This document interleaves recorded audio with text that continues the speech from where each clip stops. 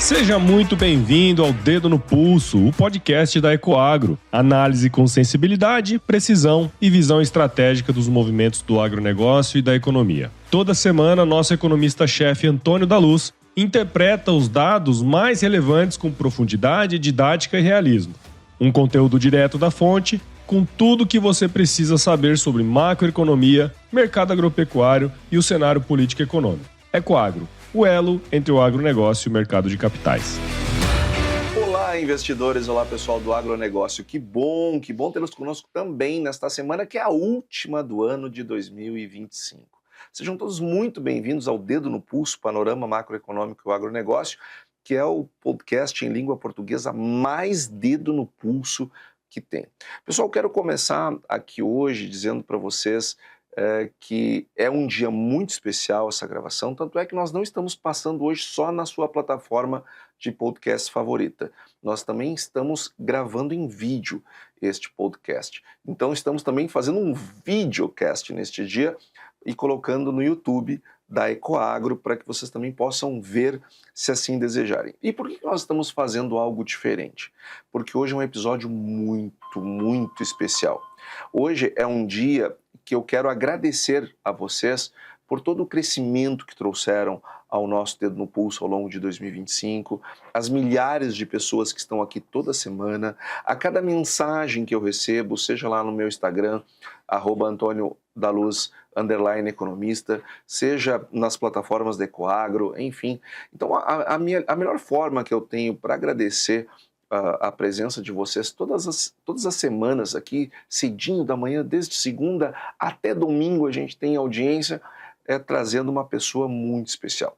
Hoje eu trouxe para conversar comigo o Moacir Teixeira. O Moacir Teixeira é o sócio fundador da Ecoagro.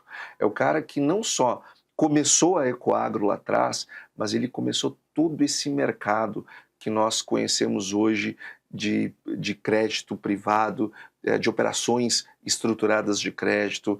Poxa, primeiro CRA, primeiro CRA em dólar, primeira operação verde, tudo que é inovação no agro brasileiro em termos de operações estruturadas de crédito foram feitas na Ecoagro e saíram da cabeça do Moacir Teixeira, que eu quero dar as boas-vindas aqui, Moacir Teixeira. Muito obrigado por estar conosco hoje no Dedo no Pulso, você que é tão importante para nós, é uma inspiração não só para o Dedo no Pulso, mas para mim como particularmente. Afinal de contas, Moacir, você começou essa história lá atrás, lá em 2006, né, Moacir? Seja muito bem-vindo. Primeiro, obrigado. Muito elogio, não é assim não, a Ecoagro é um grupo, né? Eu faço parte desse grupo. Sem dúvida. Ajudamos a desenvolver, sim, mas nós somos um grupo e eu te agradeço muito. Mais um ano juntos, você sabe o quanto você é importante para nós, a sua opinião, a sua análise, tá? E as suas informações, elas acabam ajudando e muito nossas decisões. Então, estou muito feliz de estar aqui com você. Realmente, eu olho para trás e fico feliz, porque eu apostei nesse mundo do agronegócio. Foi em 2007 que a Ecoagro foi 2007. Constituída. Antes da Ecoagro, eu vou dizer que passei por um estágio, eu acho bom isso, dentro de alguns bancos, né?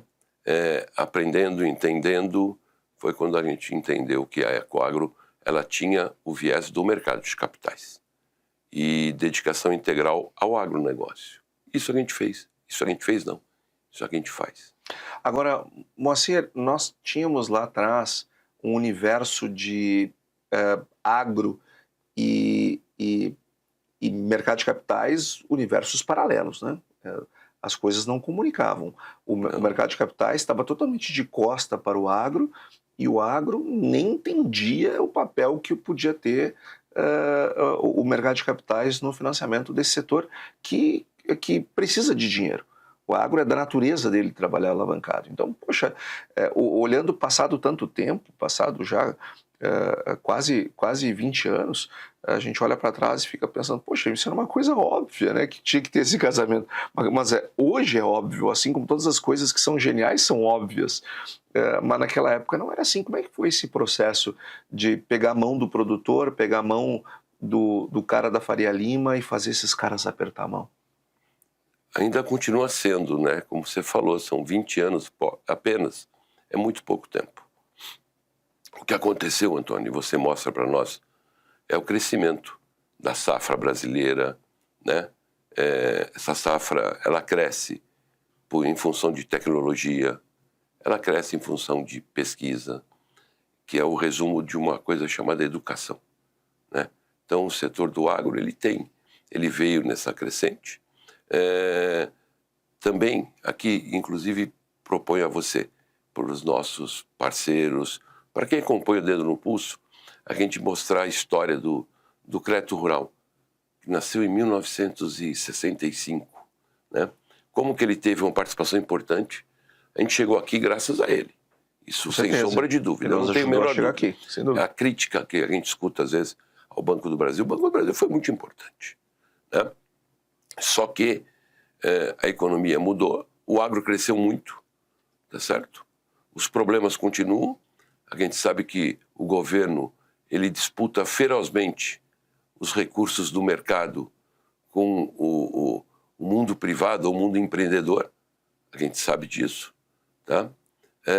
Então, ele veio ocupando espaço. E o mercado de capitais, cada vez mais, ele tem uma visão diferenciada. Eu acho que mercado de capitais desenvolvido, e o Brasil ainda está longe de ser isso, ele permite crescimento econômico. As grandes nações, como você bem sabe, desenvolvidas, elas têm um mercado de capitais forte. E ele veio não para substituir ninguém, ele veio para complementar, com uma outra visão, né? A visão um pouquinho diferente do sistema financeiro tradicional e a visão bem diferente do mundo que a gente conhece dos recursos controlados, tá certo? Então, a gente está numa caminhada, ela tem solavancos, né? É como você falou, vamos definir para os nossos parceiros. O que é o agronegócio? Uma atividade de capital intensivo, né?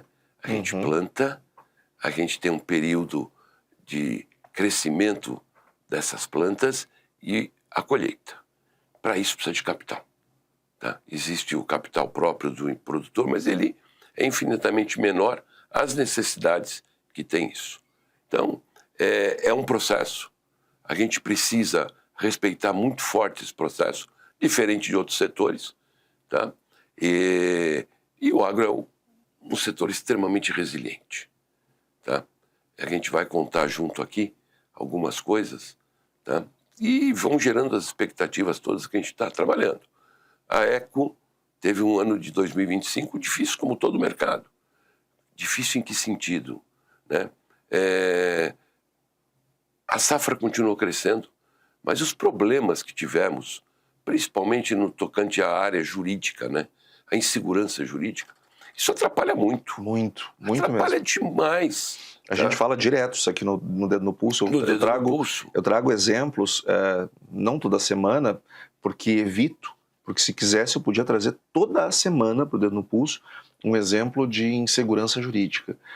E a gente, quando traz essa crítica, não é porque nós queremos atacar o judiciário, ou o ministro A, B ou C, ou um juiz de primeira instância. Não é isso. O problema é que, quando essas decisões são tomadas, fica a impressão que não há uma visão da extensão daquela decisão sobre o ambiente econômico. As pessoas podem estar tomando uma decisão justa sobre um ponto de vista, sobre uma determinada janela, mas o mundo é complexo, nós não temos uma só janela. E às vezes os efeitos colaterais eles são maiores do que o efeito principal que se está querendo dominar com uma determinada decisão. Isso gera um problema danado para o ambiente de negócio.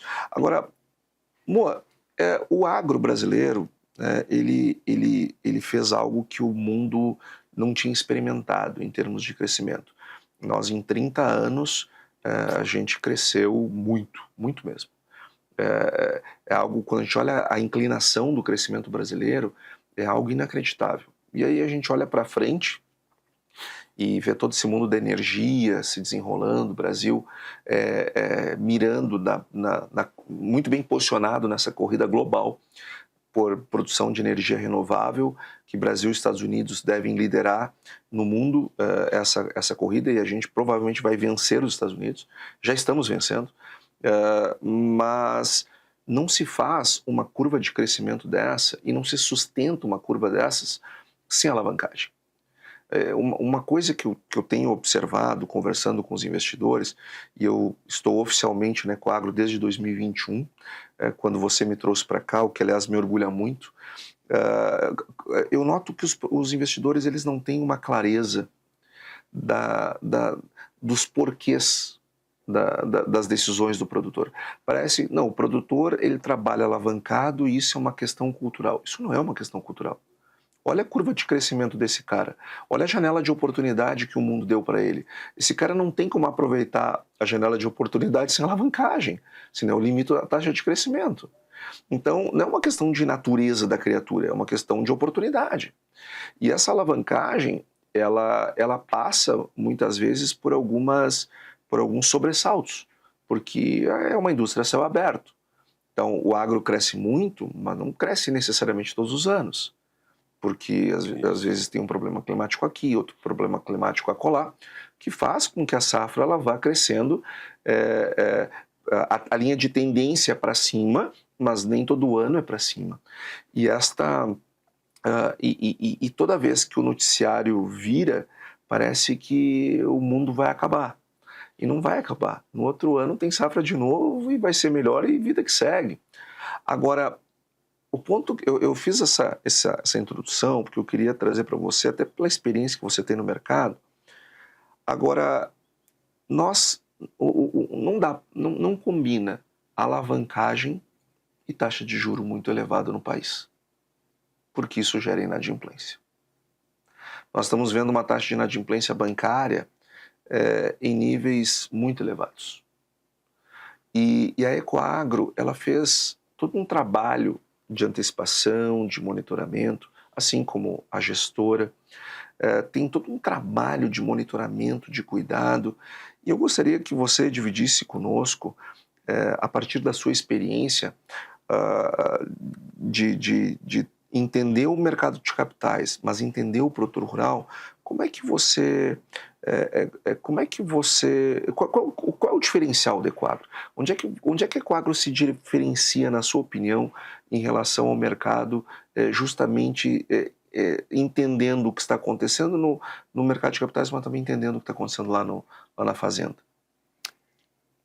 É uma resposta longa, mas eu vou tentar fazer... Eu só vou tirar coisa rica de você hoje, eu vou tentar trazer. Tem que aproveitar a sua presença aqui hoje. Que é o principal na minha concepção, e aí vem. A história do plano safra, divulgação anual, isso é ultrapassado. Muito. A gente não tem um plano de longo prazo.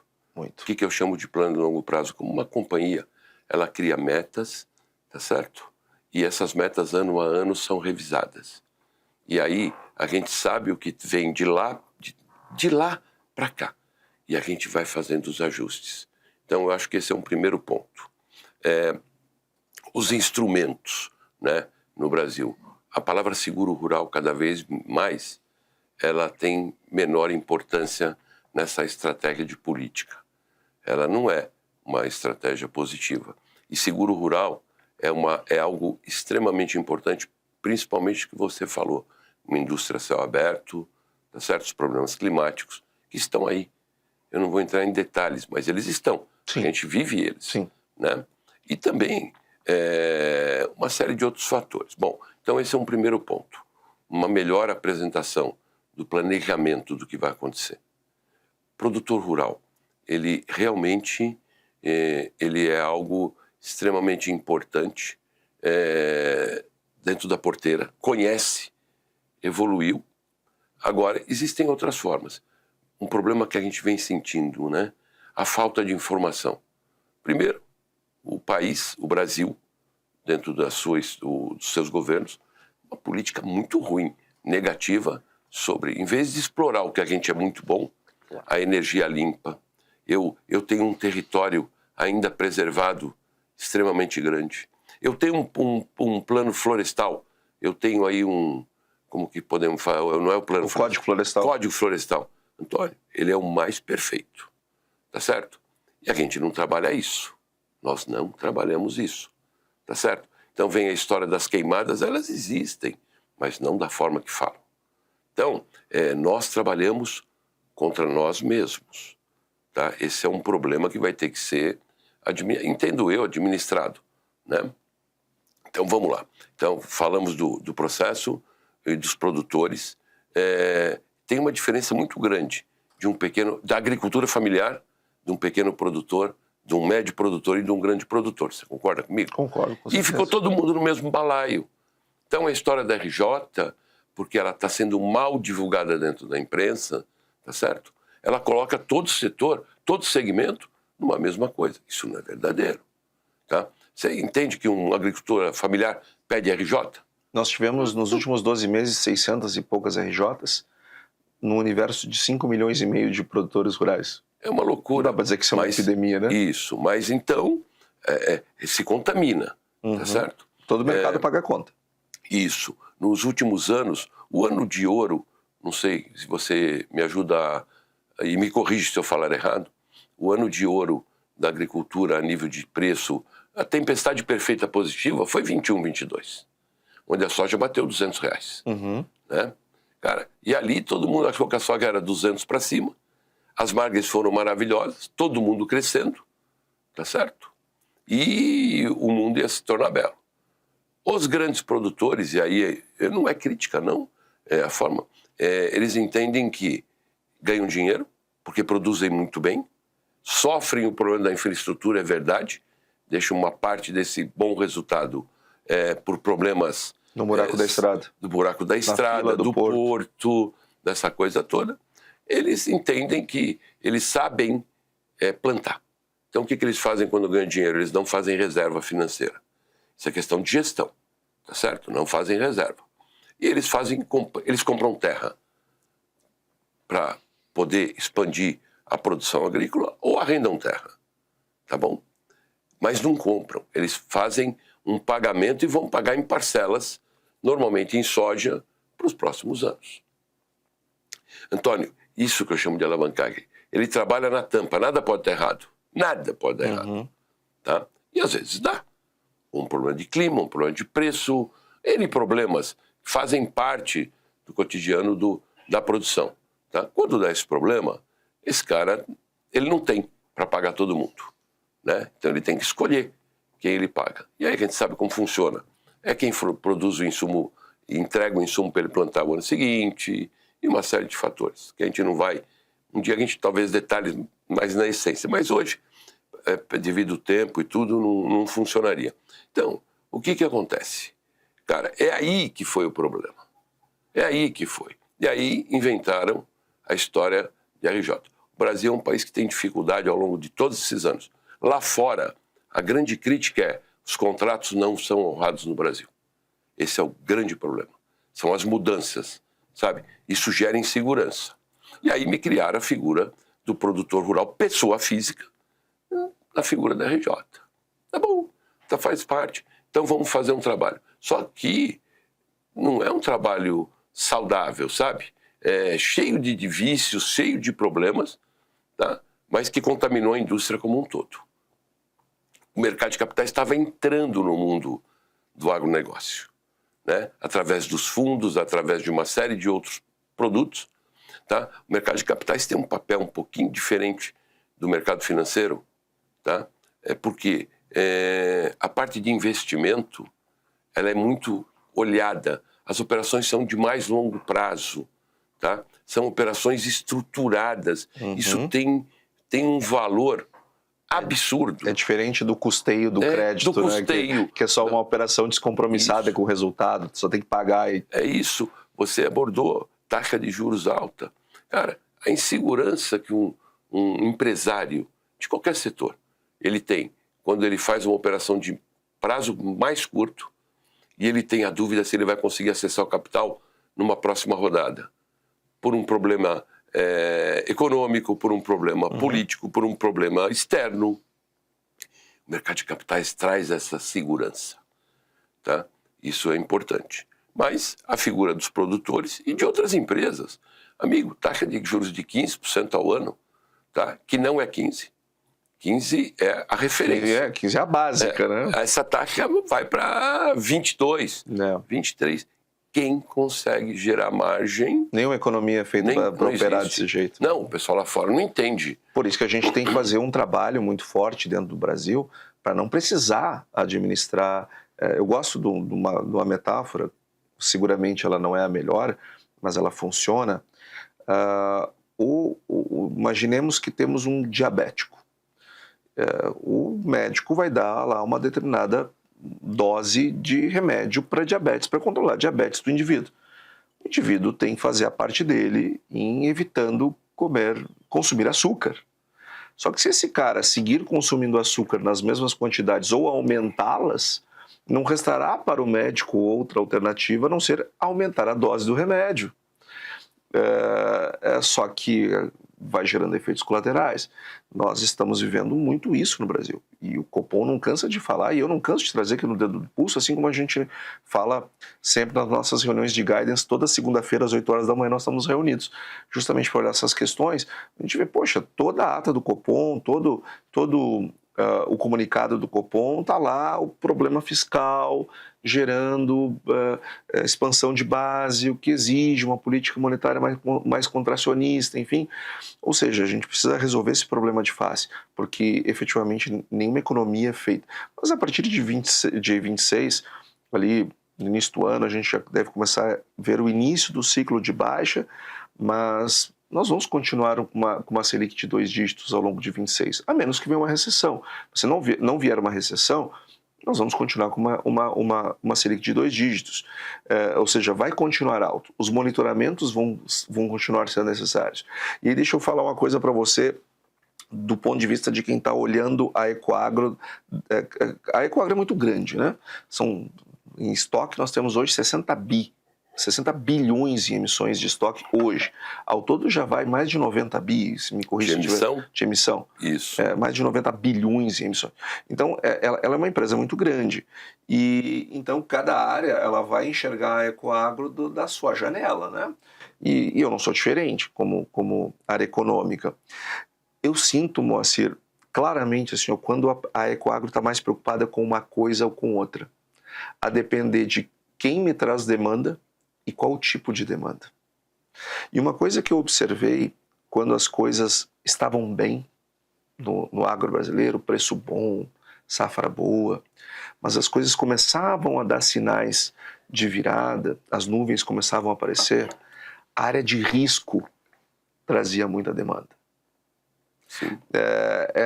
As preocupações suas, dos demais diretores, dos heads de cada área, a gente vê claramente que há um movimento de antecipação a problemas muito mais dedo no pulso, com muito mais antecipação do que o mercado, via de regra, ele opera. E seguramente isso não é uma coincidência. Isso é um trabalho, isso é um desenvolvimento que você trouxe para a Eco, de entender esse mercado agro.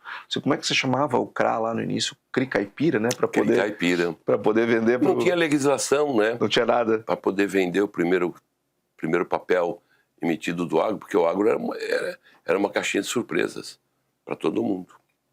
Você falou de monitoramento, foi bom você comentar. Quando começou o problema em si, né? O problema começa. O Brasil é um grande tomador de fertilizante. Né? Uhum. A gente é um dos principais, se não o principal, economia no mundo para compra de fertilizantes e tudo. A guerra veio. Em primeira safra não, mas juntando todas sim. Sim, né? Então, aí teve um problema da guerra, e a guerra em si não seria um problema. O que foi problema? Os grandes fornecedores de fertilizantes estavam na guerra. Então isso podia gerar falta de produto para mim poder plantar. Tá certo? Logística e sanções. Logística mais cara, sanções. A gente numa crescente maravilhosa. O produtor se preocupou. O que foi feito? E aí sim, eu acho que tem um pouquinho dessa característica da Ecoagro de de atuar somente no agronegócio. A gente está olhando 24 horas por dia para isso. A gente está no campo, a gente conhece as empresas, conhece as estruturas, conversamos da mesma forma, é a mesma linguagem. Então aquilo chamou atenção, porque o produtor preocupado, ele começou a fazer vários pedidos. Um dia a gente explica, né? Como funciona.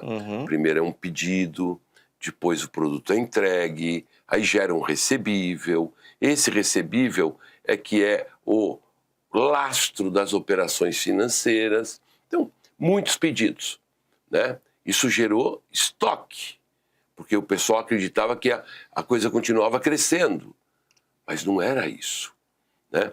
Quando foi efetivar e não faltou produto, primeiro... O pessoal estava com muito medo de faltar produto. Né? Tinha produto a um preço extremamente elevado, tá? Isso não se concretizou.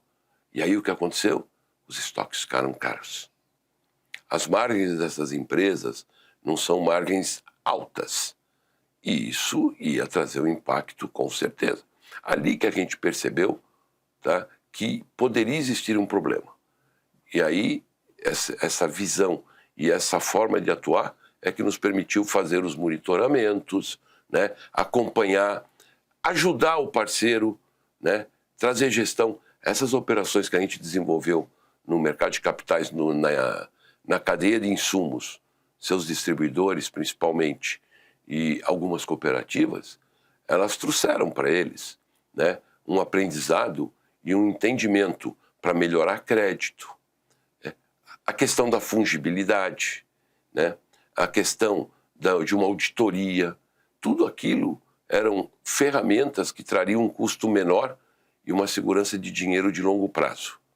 Né? Foi ali que a gente percebeu. Então, não é que fomos monitorados, não. O dia a dia nosso levou a gente enxergar o problema. E era um problema muito grave, porque muita gente diz, né, poxa, o pessoal estava com muito medo e depois não deu a falta de produto. E aí eu quero abrir um parênteses para uma pessoa que gosta muito de você, e já falou muito bem de você para mim, que é a ex-ministra Tereza Cristina. Obrigado. A Tereza Cristina, ela teve um papel muito importante, porque só não faltou fertilizante naquele ano por causa dela. Sim. Porque... na iminência do problema, ela correu, foi no Canadá, foi nos Estados Unidos e conseguiu criar novos vasos comunicantes. Canais, né? Ela conseguiu fazer com que o mercado aqui, buscando o produto, encontrasse em outros fornecedores a matéria-prima que seria necessária caso a questão da guerra lá se agravasse. Então, no final das contas, tivemos uma oferta mais do que o suficiente, mas foi uma precaução tomada. E claro, hoje que a gente sabe que não faltou, a gente não precisaria ter buscado tanto, sim, mas hoje, né? É hoje. É hoje. Agora imagina o cara... a planta ela não espera para ser plantada, ela tem época para ser plantada. Nós estamos ali há 2, 3 meses do início do plantio, ou um pouquinho mais na época ali, uns 4 meses do início do plantio, e a gente tinha um horizonte de risco de faltar fertilizante. Então foi um trabalho muito bem feito pela ministra Tereza Cristina em particular, que não faltou. Agora, eu vi ali claramente na Ecoagro uma preocupação muito grande com o que estava acontecendo, porque a Ecoagro ela está ali junto com o cara da revenda. Porque a revenda ela é o grande parceiro da Ecoagro. É a distribuição. Então a relação é muito próxima. Você sabe o nome de cada dono de revenda, o pessoal que faz o monitoramento conhece todo mundo das revendas, conhece os donos, os diretores, o pessoal do estoque, o pessoal de todas as áreas, ou seja, conhece as empresas por dentro. Então a gente consegue entender a dor desses caras quando eles estão sentindo. E geralmente o mercado percebe os problemas depois que eles já aconteceram, o que é normal, nem podia ser diferente. É que o monitoramento traz isso. Então eu vi isso com os meus olhos. Assim como vi com os meus olhos uma preocupação da Ecoagro muito grande quando os preços estavam altos, depois começou a virar, quando nós começamos a ter problemas de safras em 2024, desde a época onde havia as perspectivas meteorológicas, elas já não eram muito boas. Então eu vejo a Ecoagro como um todo muito sensível ao que se está vendo. Olha, estamos vendo aqui um problema meteorológico, pode ter uma queda de safra, os meninos saem o Brasil inteiro lá, bater de porta em porta, em revendo para entender o que está acontecendo com essa região, o que está acontecendo com esses produtores, o que está acontecendo com essa carteira, e se tiver problema, como é que está, choveu, não choveu? Ou seja, há um monitoramento muito forte. Agora, Moacir, eu vi uma explosão de fiagros, sobretudo no mercado, nos últimos tempos, depois parou por conta da queda dos preços patrimoniais deles, em virtude do aumento de juros também. Agora, não tem como seguir dando marcha ao crescimento brasileiro se nós não seguirmos expandindo o mercado de capitais. Porque, veja, da poupança brasileira, 56% é o número, tá? Até isso eu vou mostrar na próxima reunião nossa. Fiz um estudo sobre isso. 56% de toda a poupança do Brasil está sendo canalizada para o governo gerar a dívida dele. Ou seja, está sobrando 44%. Só que nós temos um Brasil que tem um agro que no ano de 2025 vai ter um crescimento do PIB de 10%. E quando a gente olha para frente, a gente vê muito mais o que crescer para frente do que o que cresceu até agora. Porque nós ainda não somos a maior economia do mundo, a maior agricultura do mundo, a gente vai ser lá em 2035, e tem toda a parte de energia renovável que está recém começando. Como é que a gente vai resolver esse negócio? Porque assim, como é que você enxerga a conexão do mercado do agro brasileiro e o mercado de capitais brasileiro com o mercado de capitais internacional?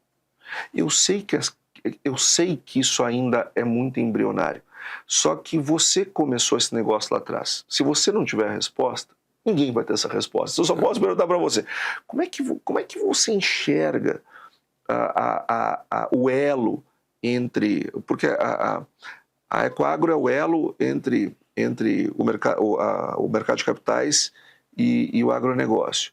Como é que a gente vai ser o elo entre o mercado de capitais mundial e o agronegócio brasileiro? É muito difícil, né, de responder isso agora. Um dos caminhos, e a gente está trabalhando, quando eu digo nós, o mercado como um todo, né? As pessoas que estão desenvolvendo esses trabalhos. A gente entende que o capital, a gente tem um problema de poupança.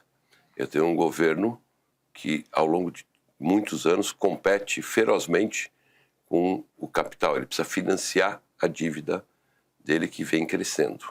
E é uma crescente perigosa, porque ela gera o quê? Ela gera uma necessidade de pagar mais caro para poder captar o recurso. Tá? E isso, o custo, o governo é o balizador. Se ele toma dinheiro a IPCA mais 8 num título de longo prazo, isso é nocivo, ele atrapalha.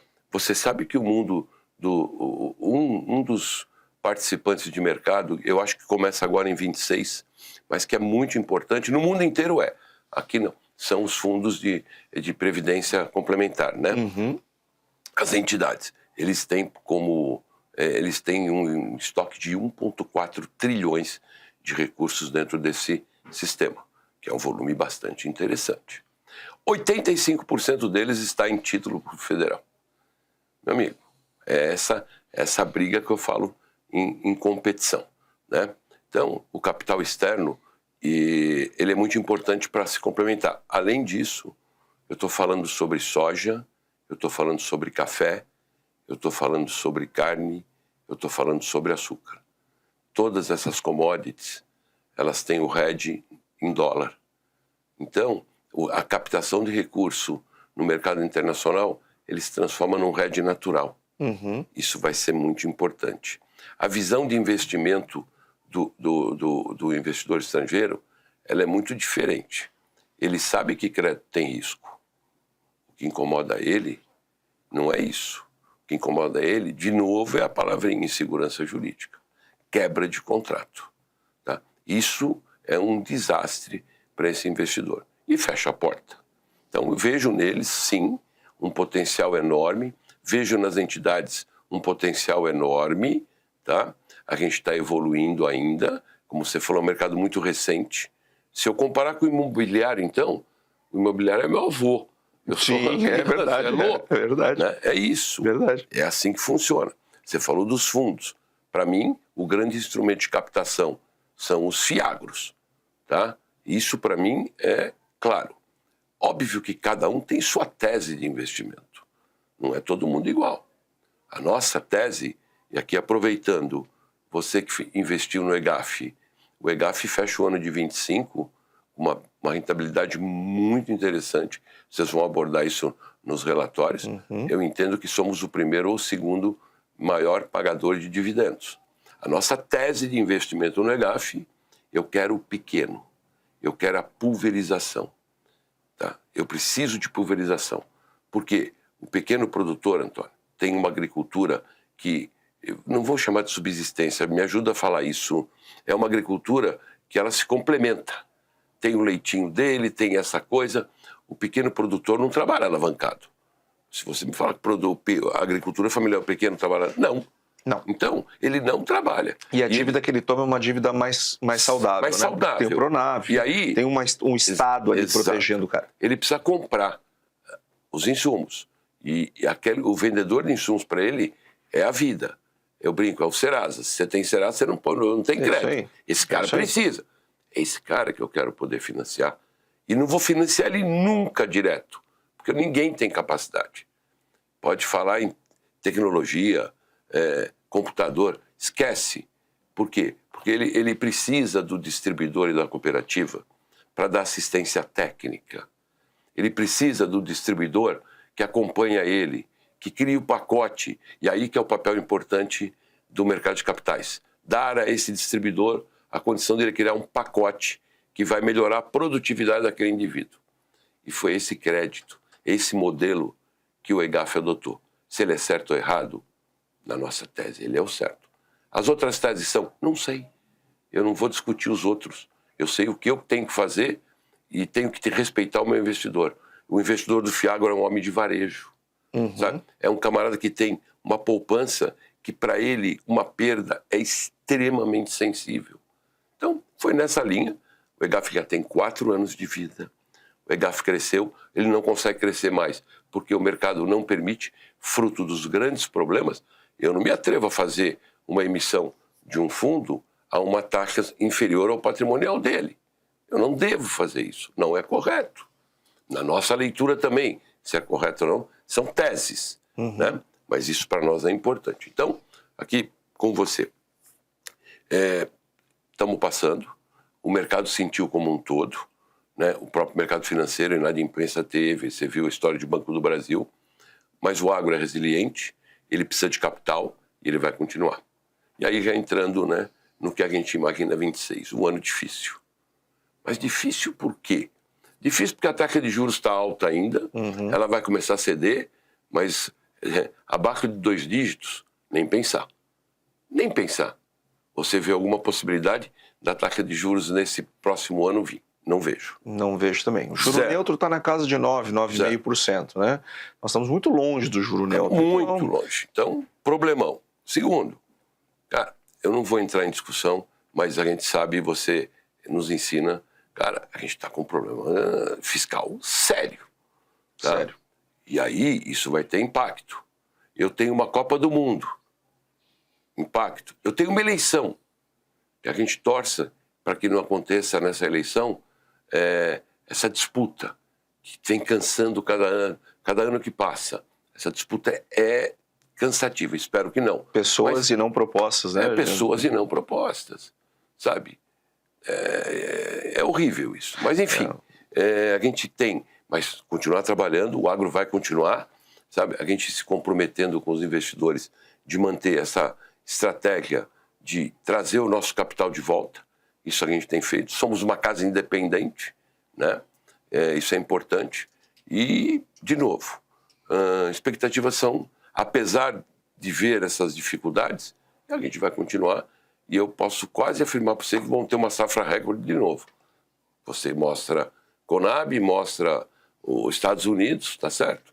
E eu acho que a gente vai continuar produzindo. Esse não é o problema. O problema é melhorar essa qualidade de informação, melhorar essa parte jurídica para que a gente possa continuar. E muito feliz. E estarmos juntos, né, Antônio? Com certeza. Estamos juntos. Agora, sabe, Moacir, que nós temos uma audiência muito grande, pessoal de bancos, inclusive o pessoal do Banco do Brasil. Que bom. No ano passado, foi num evento que teve lá na Cotrijal, na Expo Direto Cotrijal. O vice-presidente do Banco do Brasil tinha ido lá e ele veio falar comigo, que é ouvinte do nosso vice-presidente do Banco do Brasil. Então a gente tem esse... De todos os agentes financeiros, posso imaginar, tem gente que ouve e vem falar com a gente. Mas um vice-presidente de um banco foi a primeira vez, e ainda mais de um banco do tamanho do Banco do Brasil. Então, a gente sabe da audiência que nós temos do Banco do Brasil, então eu me sinto muito à vontade de dizer trazer algumas questões aqui. O Banco do Brasil tem 216 anos. É um banco que, se não fosse ele, não existiria o agro brasileiro. Verdade. É uma coisa... Agora, então ele é o nosso benchmark. Ele Sim. é o cara assim que a gente se inspira, né? Então, eu quero falar do Banco do Brasil como algo inspirador. Poxa, a gente passou menos sufoco do que o Banco do Brasil nesse ciclo de baixa do agro, né? Então, eu acho que nós fizemos coisas muito corretas. Essas teses todas, elas de certo modo se validam à medida que a gente vê os solavancos na nossa casa serem menos intensos do que no nosso benchmark, aquele cara que é quem a gente quer ser, que é o que a gente olha com inspiração. Passou mais problemas. Mas também é bem verdade que uma parte do problema que o Banco do Brasil enfrentou se deve a uma modificação legal. A Resolução 4966, que muda o regramento do provisionamento bancário, pegou o Banco do Brasil de um jeito muito forte. Então, tem muita gente que debita o problema... Pegou os bancos, né? Sim, os bancos de uma maneira geral, claro. O Banco do Brasil é o grande do agro. Agora, ele pegou todo mundo, sem dúvida. Agora, a 4966, ela tem um peso muito forte nesses resultados ruins. Sim. Porque aumentou muito o provisionamento, e quando aumenta o provisionamento e junto com esse provisionamento vem toda levantar a guarda em termos de garantias, isso e aquilo, você começa a tirar fora muitas pessoas do crédito que são boas. Só que no momento que você corta, tira o tubo do cara, né, desliga ele da tomada, ele vai inadimplir. Então, o medo da inadimplência gera inadimplência. Sem dúvida. Porque o cara vem girando, no momento que você tira, que você quebra a roda dele, ele cai. Sim. Então, uma boa parte do problema que nós estamos vivendo não se deve por conta de um problema do agro, de safra, de preços, de juros e dos bancos serem incompetentes de monitorar. Não é isso. Eu tenho a 4966, que ela teve um papel muito importante. Nem sempre o mercado tem a leitura correta do peso das coisas. Então é importante, nós que temos um podcast que é Dedo no Pulso e tenta olhar as coisas como elas são, com mais profundidade, é importante a gente dizer também que não é uma incompetência do Banco do Brasil, e sim teve uma mudança legal. O que a gente pode discutir, claro, é que, poxa, o Banco do Brasil sabia que tinha resolução, podia, quem sabe, ter começado um processo mais cedo para o solavanco não ter sido tão forte. Mas é uma decisão do nível de conselho, né? Não é da nossa, do pessoal com o qual nós convivemos, que a gente reconhece a competência deles. Agora, Moa, para nós encerrarmos, eu queria ouvir de você o seguinte: como é que você vê o futuro do crédito brasileiro voltado para o agro? Porque, sinceramente, nós temos um setor que não tem como não se alavancar, porque senão não aproveita a janela de oportunidade. A janela de oportunidade ela vai durar algumas décadas. Se você não aproveitar, depois não adianta mais. Então, trabalhar alavancado é uma necessidade. Só que eu tenho uma baixa taxa de poupança. E eu tenho um crédito rural tradicional que está a cada ano diminuindo. Hoje, 78% de todo o valor anunciado no Plano Safra, 78%, não recebe nenhum centavo de subsídio. Operação livre. São recursos livres. Isso. Então, essas coisas não combinam. O mercado de capitais tem que vir para para fechar esse gap. Como é que você enxerga o futuro como é que você, e respondendo isso, como é que você enxerga o futuro da Ecoagro? Como é que você enxerga o futuro dessa indústria? Não, eu acho que a gente tem essas dificuldades que eu te falei, mas ela vai prosseguir. O mercado de capitais está começando, né? Se você for... e a Ecoagro, quando no comentário anterior, não que a gente seja diferente, a gente conhece, os outros conhecem, não é verdade. O que é a nossa dedicação, né? Por se dedicar o tempo todo a uma atividade, a gente consegue. Mas não podemos esquecer, crédito privado, tá? Tem risco. Rentabilidade passada não é promessa de renda futura, nada disso. O que existe é um compromisso nosso, uma dedicação nossa, para que a gente consiga entregar o que a gente se compromete a fazer, tá? Estruturas robustas. O que me incomoda, de novo, e eu vou bater na tecla, a maldita insegurança jurídica, tá? O tempo é algo perverso, mas é o que a gente tem, a gente convive. Eu acho que a tendência é continuar crescendo, né? O nosso agro, eu sou um grande provedor, como você nos fala, de proteína no planeta, tá? A gente tem um papel muito importante, diferente, Antônio, por exemplo, dessa guerra comercial, uma determinada decisão, vou transportar a indústria eletrônica para um outro país. Isso você faz isso, faz. Gera inflação, gera uma série de pontos, tá bom? Legal, mas você faz. Não vou comprar do Brasil. Você não vai comprar de ninguém. De ninguém. Porque não tem produção. Tá certo? Então, eu tenho esse papel. O que a gente precisa fazer os ajustes, como a gente já falou. Mudar a estrutura de planejamento do próprio governo, que fez papel bom, desenvolver os títulos, sabe? Tudo tem coisa positiva. Mas eu acho que é isso.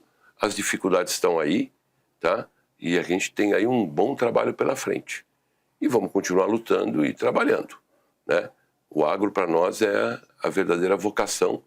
E eu entendo que será, acho que para sempre, né? A ideia de perpetuar, daqui a pouco eu estou começando a pensar em ir para um conselho, né? Uma vida um pouquinho mais tranquila, mas eu entendo que é isso. Queria agradecer a todos, tá? A confiança, o ano, que não foi simples, o ano que vem também não será, mas a gente continua e semanalmente a gente conversa com os nossos amigos para poder passar pelo menos a nossa visão. Não o certo e errado, é a nossa visão. E o tempo vai definindo se ela foi uma boa estratégia ou uma estratégia que tem que ser mudada. Então, acho que é isso. Obrigado, Antônio. Verdade. Obrigado mais uma vez. Obrigado amor. A todos vocês. Obrigado à equipe Ecoagro, né?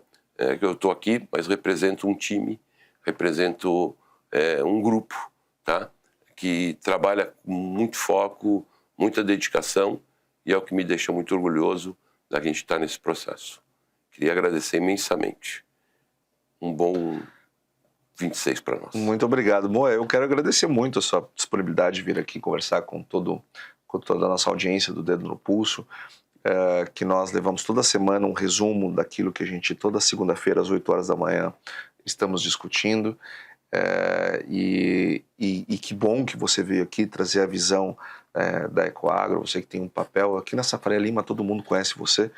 E hoje em Bondade sua. E hoje em dia, nesses sertões do Brasil também, o pessoal do agro reconhece você, todos nós somos muito gratos por todo esse trabalho que você fez.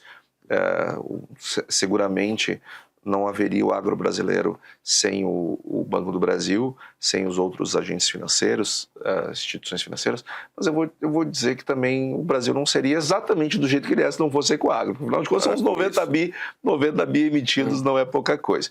Então, eu quero agradecer, Mo, e quero nos dirigir à nossa audiência, agradecer muito a presença de vocês aqui hoje, seja no podcast, seja no videocast.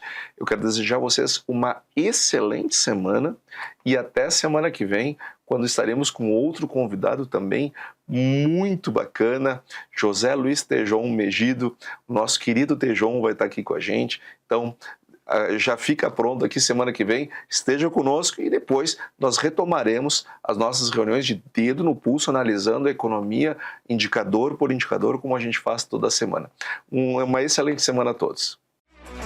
Seja muito bem-vindo ao Dedo no Pulso, o podcast da Ecoagro. Análise com sensibilidade, precisão e visão estratégica dos movimentos do agronegócio e da economia. Toda semana, nosso economista-chefe Antônio da Luz interpreta os dados mais relevantes com profundidade, didática e realismo. Um conteúdo direto da fonte, com tudo o que você precisa saber sobre macroeconomia, mercado agropecuário e o cenário político e econômico. Ecoagro, o elo entre o agronegócio e o mercado de capitais.